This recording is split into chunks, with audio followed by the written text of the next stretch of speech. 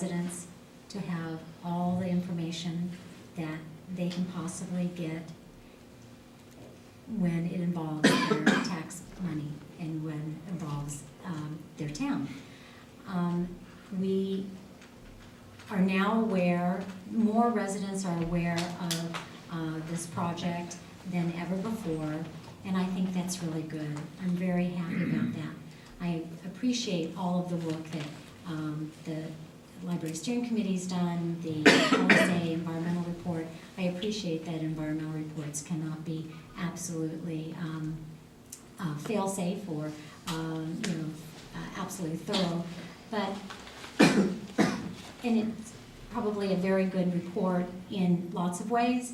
I think many residents feel like it's lacking in lots of answers to severe mitigation issues, severe traffic issues that can't be mitigated.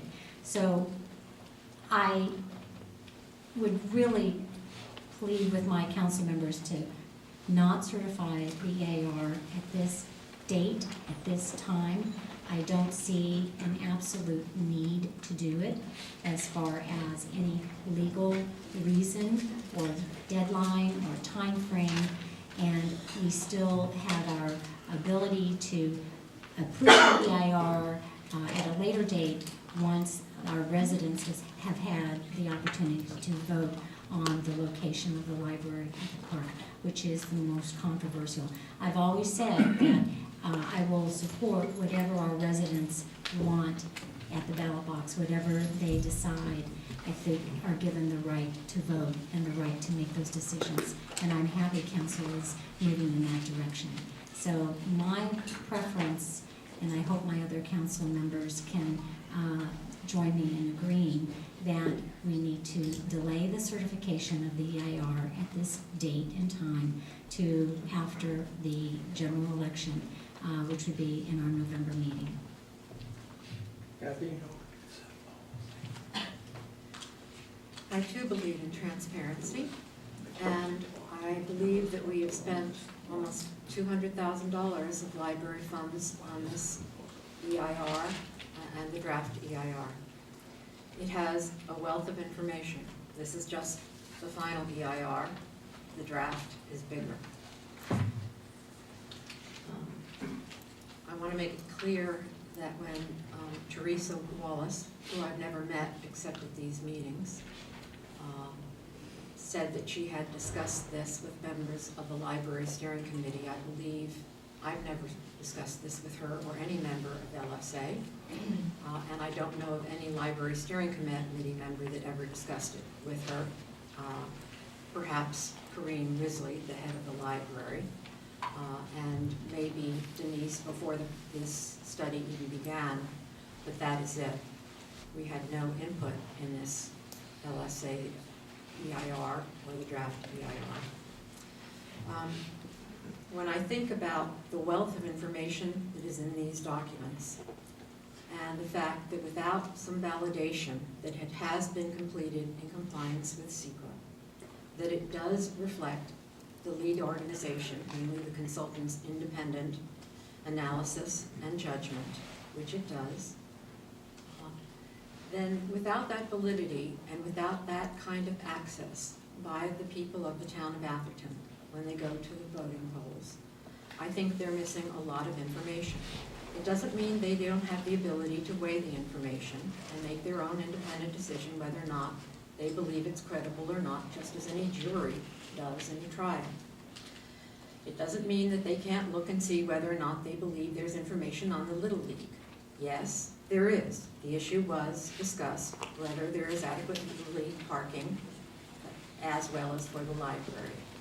It doesn't mean they can't look and see whether or not there was mitigation discussed with regard to the intersection of El Camino and Watkins. And the issue really becomes one of jurisdiction. We do not have jurisdiction over that intersection. It's a Caltrans issue. And yes, there can be a stoplight put there, but it's not the Atherton jurisdiction issue. So we could study it all we want, but we can't do anything about it without Caltrans. And that's really where it comes down to, a problem for us. There is a lot of information in here. Some of it tells us that it's not just a problem with regard to a library in the park. People have said, well, what about serving unincorporated residents? That's not an issue just for the library in the park. I'm going to stop for a minute because this is important. That's an issue that's been there for the library and for any library. It's an issue that affects us when we take out a book from Menlo Park or Redwood City. It's an issue that's apparent when our library says that a good portion of the books that are returned to the Atherton Library today come from other libraries. Because despite the fact that our library can have many more volumes in it than it actually receives, because the library isn't large enough to obtain and retain so many of the volumes that it's offered, our residents go to other libraries and take them out, but they're returned to Atherton. One more moment. It's an issue when we talk about if our library were somehow not to be there, we could go to Redwood City or Menlo Park, which are not in our library system, but we would want to utilize them. That is the way libraries operate. Residents from other communities use other libraries, and that's the way our library today operates. Residents from unincorporated areas do indeed use our library today.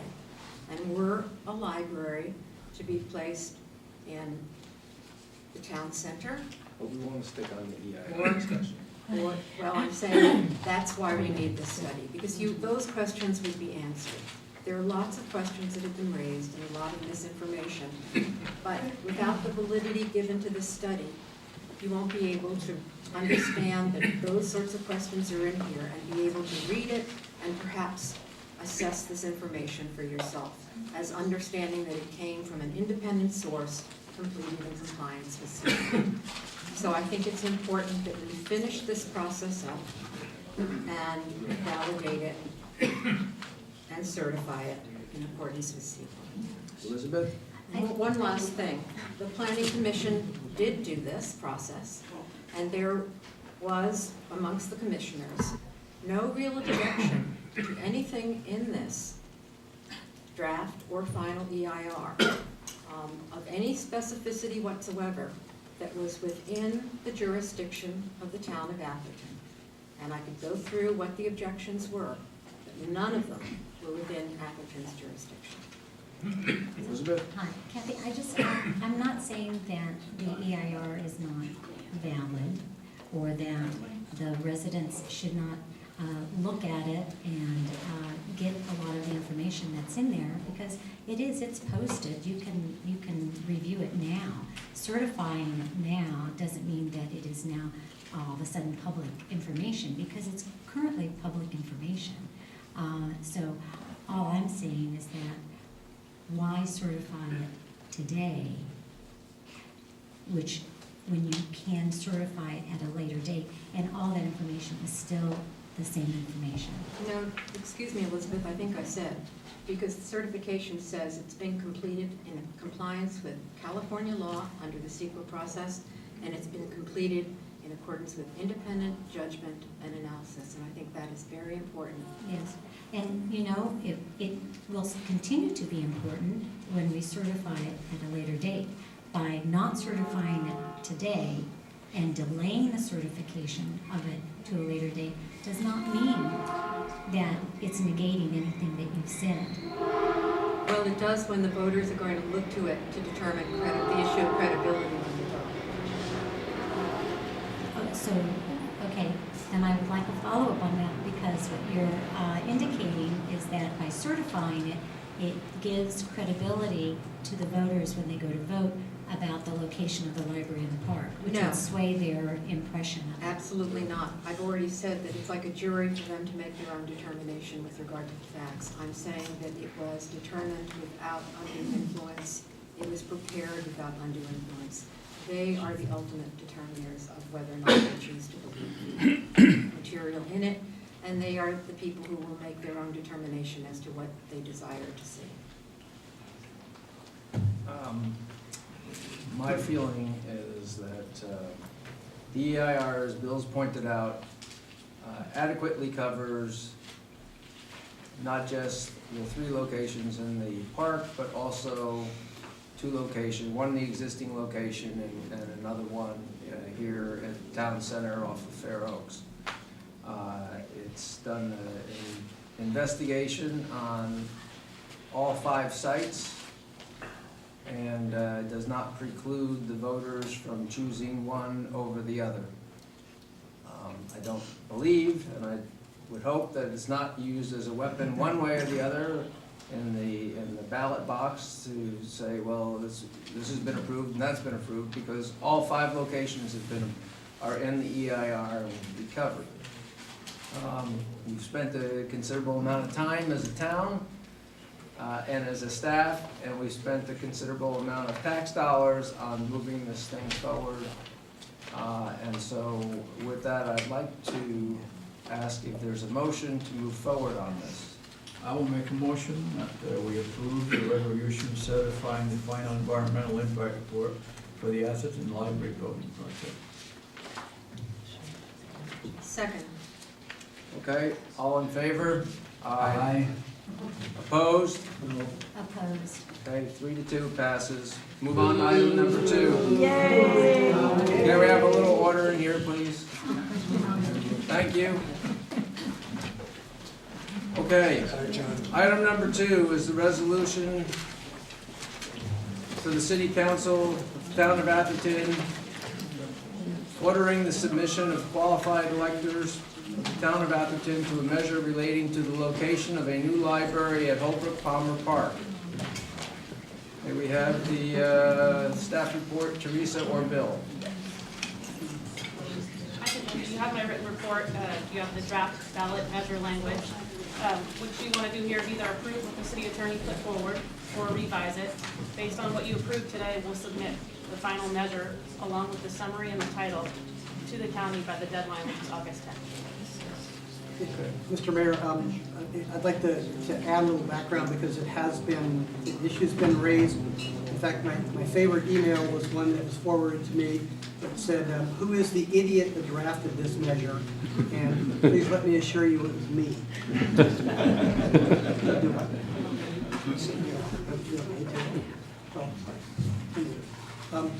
First of all, I wanted to explain what went into drafting this measure, since that seems to be the focal issue.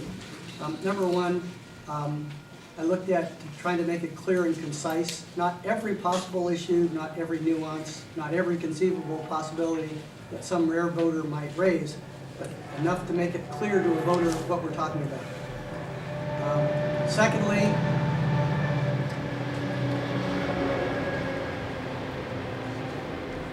provide enough information to allow an uninformed voter to make a reasonably informed decision. You know, for instance, somebody said, why not just library in the park? Well, because in my mind, it begs a number of important questions a voter should want to know before casting a ballot.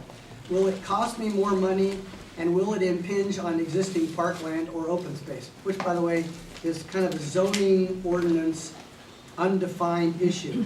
So that's where the word open space came from. It was trying to refer to everything that's not a building. Why not look at the size, shape, color, interior uses, and all? Well, because all of those issues will be issues regardless of where the library is ultimately determined to be built. The council will have to make those decisions, as always, and if the public disagrees, then they have a right to exercise a referendum. But this is not the time, because there are just too many issues that we could raise, especially size. Size matters, but size matters wherever it goes. The most important question, and the most, I guess, insulting in sorts, who influenced my decision? In a word, nobody.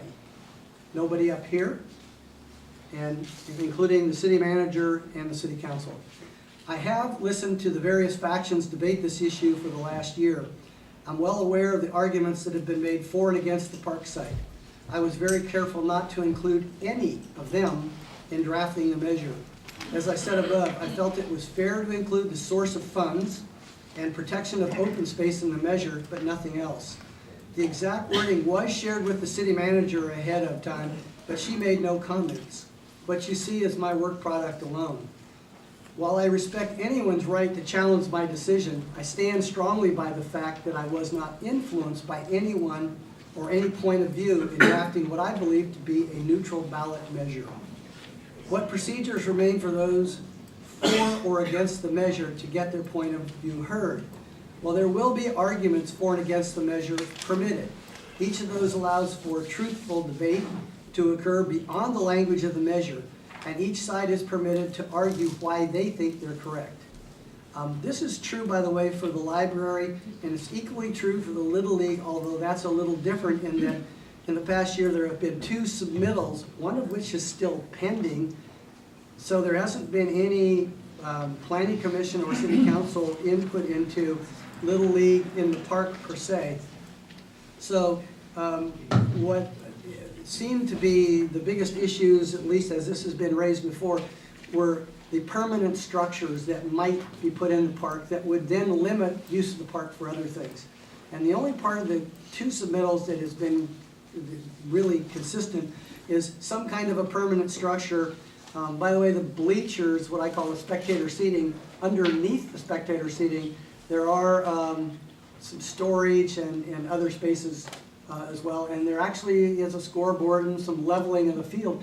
But those aren't necessarily permanent the way that the stands would be there, and could be an eyesore to some, and would certainly impact, or could impact, the way that that corner of the field could be used. That's how I came to the conclusion. Now, I firmly expect that there are others that would think that they would probably, do, and maybe it's true, do a much better job drafting the exact language. The problem is almost anybody else, not everybody else, but almost anybody else has an axe to grind or an oar to pull. And I tried to religiously not put myself away from the center line. It's certainly debatable and arguable, but in the end, I am the idiot that decided what language would go in front of the council tonight, and I stand by what I have presented to you. Thank you. Okay, so anybody want to ask the idiot any questions? Who wants to step up? Do we call him Mr. Idiot?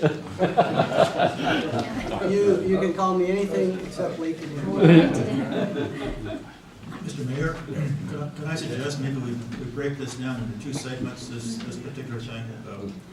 First segment being ballot language, and the second segment being the discussion about ballot arguments. Procedure, Yeah. Good point. Anything else? Okay. All right, so let's talk about the ballot language to start with. Oh. Well, so I understand that in making a ballot proposition ballot language, it's called the label, right? The ballot label, and you really do need to include what fiscal impact it may or may not have. So I guess if you know, you're shaking your head. No, only for state initiatives and county initiatives, and for bond initiatives. This is none of the above. There are no fiscal impacts that need to be discussed. Okay, so that's great, I think, because that really would make it so much easier, I think, to just be very straightforward. And I think the council direction was to ask the residents a very straight question, you know, do you want to build a library in the park, Colbert Palmer Park, yes or no? Do you want a library in the park, yes or no? Not qualifying it as using library designated funds. I think that should be in the argument for, and the description of what the building would be, or not using any open space, because I think that's kind of subjective at this point. So I have about 20 If there's emails about that people want 20, me to read, but. Can I yes. address those points as you make them? So Sure. the first reason for talking about the cost, the cost is an issue for a couple of reasons, because it limits it to only using library designated funds. And if you went out and asked a voter, hey, and this is probably a touchy issue in Atherton because of the issue of the parcel tax. Can the parcel tax, for instance, be used for this purpose? Or is there a possibility of another parcel tax? Or how are we going to pay for this? And sometimes it's very easy for the informed to look at this and say, oh, everybody knows that. Well, I'm afraid that a lot of people don't realize that that's Well, an issue. with all due respect, Councilman, I do think that the council's direction was, do you want a library in the park? And not to qualify for, I think you took some liberties in writing the language. My understanding was I was to independently craft the language and not take direction from anybody on the council so that it wasn't viewed by the public as a biased or skewed statement for the public to review. But the council can certainly change that tonight as you see fit. I think that the way the ballot language is written needs some modifications and some editing to be more straightforward and more direct and without a compound sentence in it. And so I think there's a lot of people that will have that same sentiment. Go ahead. Well, we have no disagreement on the central issue, I think, is whether or not people want to have the library in the park. When we start adding qualifiers, I think it becomes a slippery slope when trying to be impartial and adding certain key facts which might be of interest to voters. We heard earlier Michael Pearson commenting about open space and exactly what that means. And again, I'm troubled by how you communicate to voters really the real message, as I spoke about the prior issue, that I just don't know how that whole thing's going to be communicated. I think it's going to end up being adding fuel to the fire. In this particular item, where do you draw the line? Hard to select a key fact where all parties agree, not bias measure in one direction or other. I've received a couple of communications saying that adding the qualifiers of the source of funds and the not using existing open space biased, or may biased some voters. There are other key facts that might be of interest to voters. The fact that the house is going to be raised. And I think each one of us could think of other key facts. So I think it comes down to it. We have really three choices. First choice is to make no changes to the proposed language. We accept it grudgingly, including the funding source and open space to be used. Or we decide that there should be more or different qualifiers in the measure. Or we decide to drop all qualifiers from the measure and simply ask voters, should we construct a new library in Millbrook Farmer Park? Any comments right now?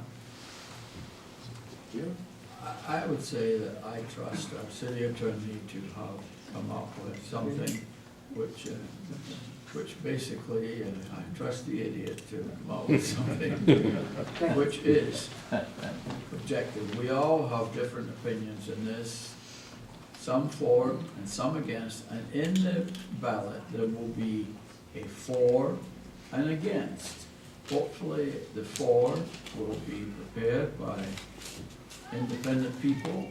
It's certainly not going to be prepared by any of us. There'll be against, which will be prepared by independent people. And I think those for and against arguments, like in any ballot, will bring up the things that people think should be brought up. And therefore, I believe that under those circumstances, that it will be fair. Kathy? When you and I supported bringing this finally forward and listening to the people who for so long wanted this to go to a vote of the people, we agreed that we would stay out of the process and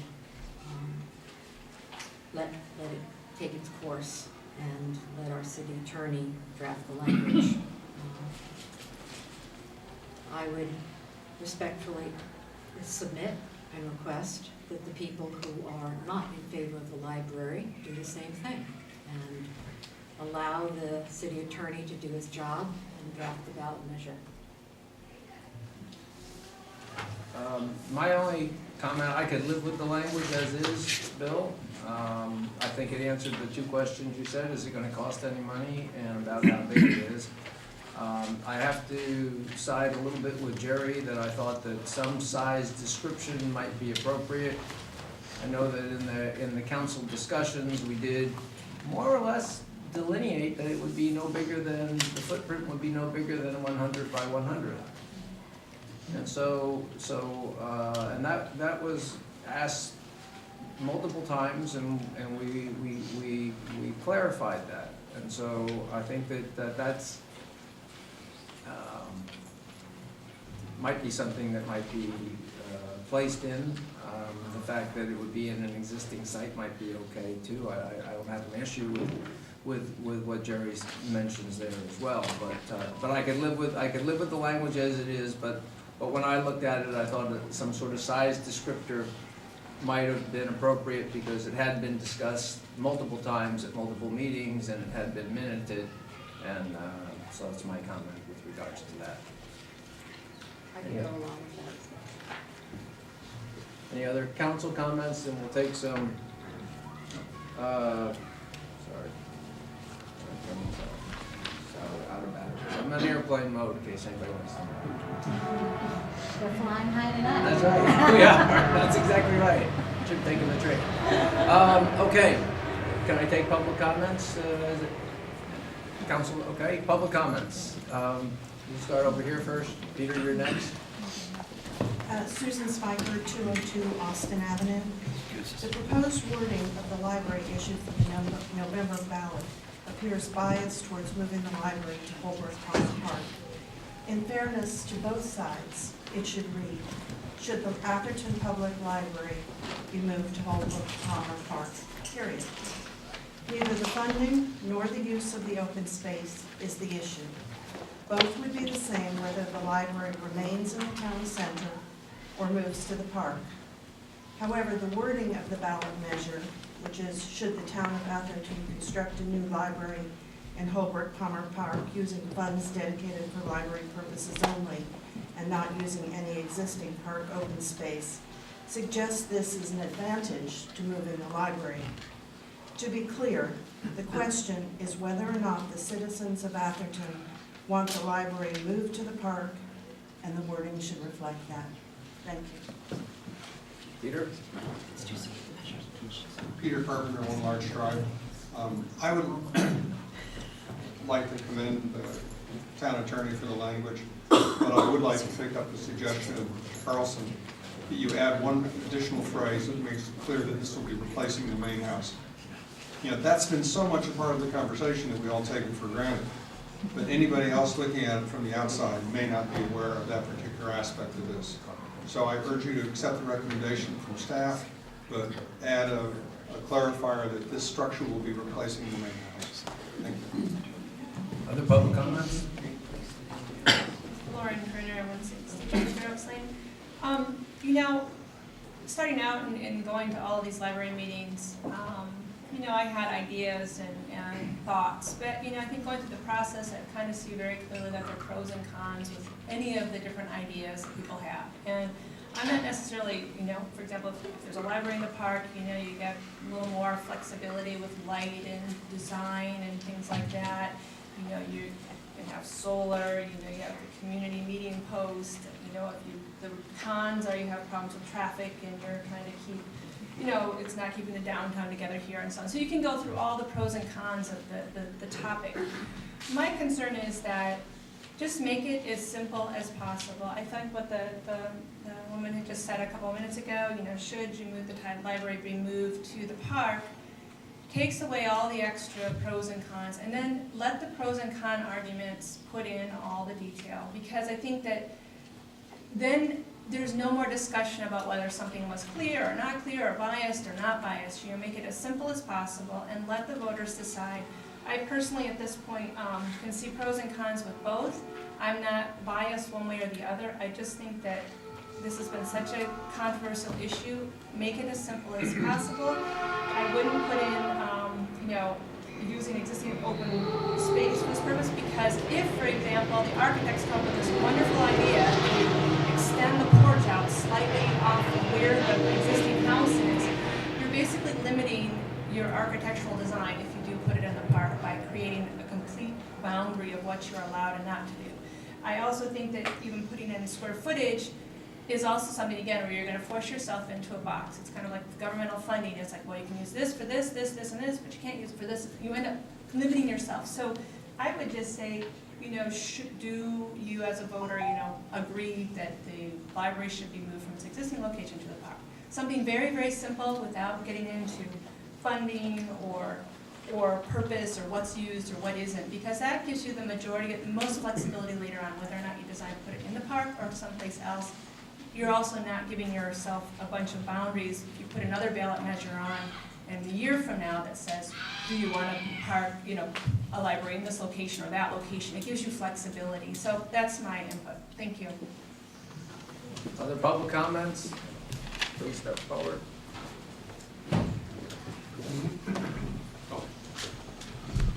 James Jans, 95 Wilburn Avenue in Atherton. Excuse me, I have no doubt that the city attorney did this, prepared this language on his own and in good faith, and he has no reason to be defensive of it. However, I do believe that the language is subject to challenge and should be limited, as has been previously said by the couple people in front of me, to just should the town of Atherton construct a new library in Holbrook Park. And the reason for this is twofold. There are two items here added on: one, using funds dedicated for library purposes only, and two, not using any existing park open space. I would like to compare this to some language in ordinance that the city of Albany had. This was in the 90s, to establish a card gaming room at Golden Gate Fields, where the ordinance said in part, it was controlled games permitted by law, such as draw, poker, and pan are played in order to provide revenue for the city of Albany, create jobs, provide for an Albany Bay Trail, and allow Albany waterfront access. Now, all of those add-ons may be true, but the petitioner, Citizens for Responsible Government Against the City of Albany, the petitioners argued that the reference to revenue and jobs took an unlawfully partisan position, and the court agreed. Moreover, the court went on to say that the language about the Albany Bay Trail and the waterfront access was language that was in fact reflected the arguments in favor of the measure, which immediately followed in the official ballot pamphlet.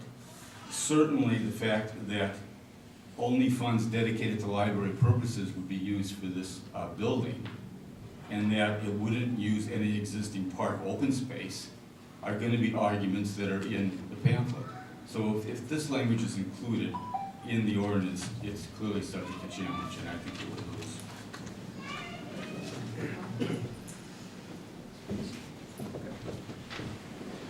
lose. Jonathan Teeman, 18 McCormick Lane.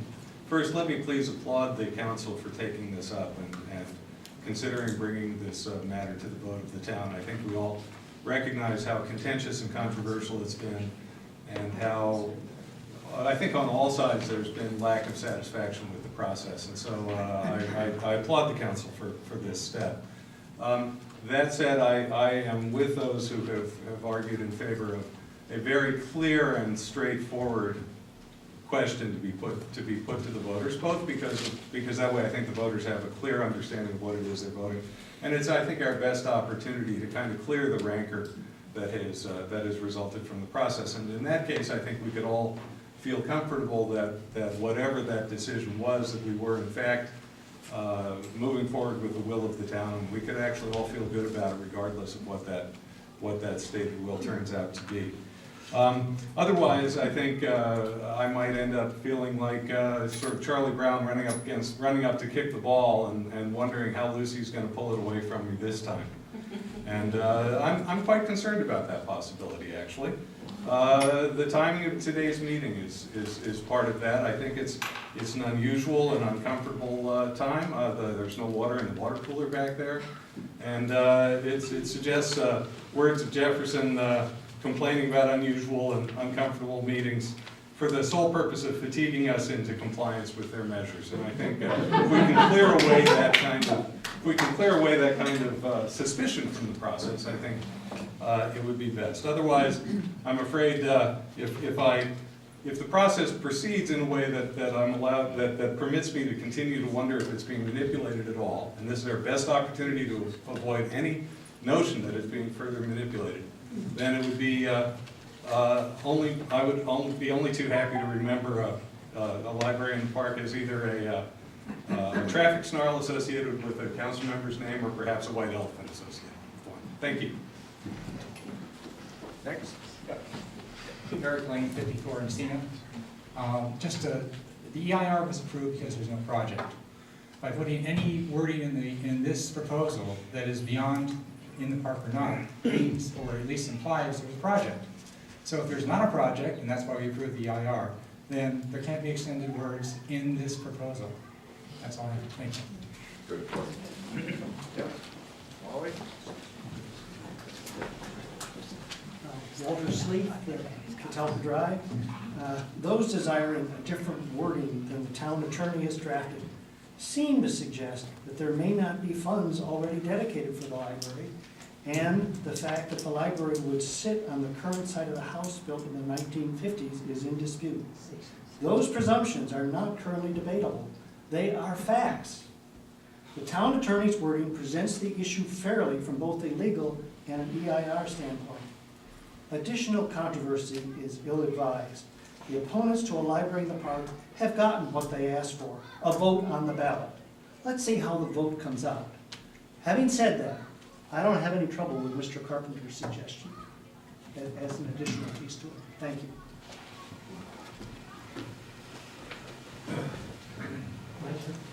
Yeah.